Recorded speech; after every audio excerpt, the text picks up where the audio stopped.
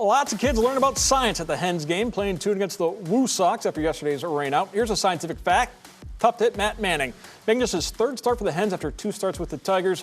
Manning strikes out 4 through 4. Second inning, Hens up 1 man in scoring position. Justice Bigby high off the wall, good for the double. Bly Major scores without the throw as Toledo takes the 2-0 lead.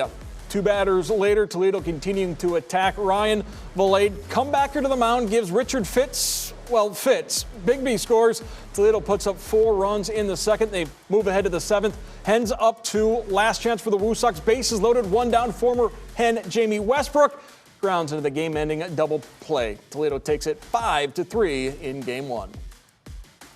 Hens then hoping to carry that momentum into Game 2, but the Woo Sox have other plans. Mark Contreras drills this hit to the right center gap. It rolls all the way to the wall, and that's enough time for 2 teammates to head on home. But Toledo responds in the bottom of the frame. Justin Henry Malloy lines it towards third. He'd be out at first, but Corey Joyce will score. Then the next batter up, it's Jace Young. Sends this shot all the way to the wall. Looks like it's gonna be a catch, but it's dropped. Andrew Navigado crosses the dish, and we're all knotted up 2-2. The Hens then still hot in the 4th. Joyce cracks a gapper, and check out this speed from Ryan Valade, flying all the way around from first to put Toledo in front. That score holds 3-2 behind 10 strikeouts from 5 different Hens pitchers to sweep the doubleheader. And we now send it out to Brad Woznicki and Jim Weber.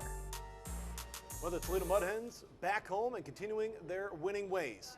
Last time they were here at home, you had a doubleheader against Indianapolis, swept that doubleheader. Do the same here today. And Webb, game number 1, you jump out in front. Game number 2, you come from behind. You know, I'll tell you, in both games, the opposition, the Worcester Red Sox, had chances in both games. They just didn't get it done.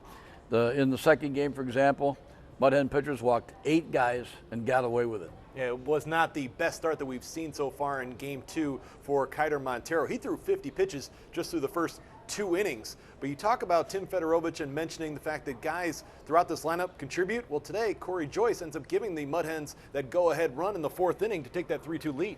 Yeah, and of course, Ryan Valade was one of the big stars, if you will, for today's doubleheader. 2 hits in each game. And what about Devin Sweet? For some reason, he just can't miss here. When he pitches in this stadium, it's lights out. Faced 3 batters today, got the win in one of the games, strikes out all 3 guys that he faces. Yeah, add to your point about Ryan Valade over the 2 games, he goes 4 for 6. And for the Mud Hens, this is another couple of games where you look at the fact that the Mud Hens are now 6-0 when they score first this season here at home.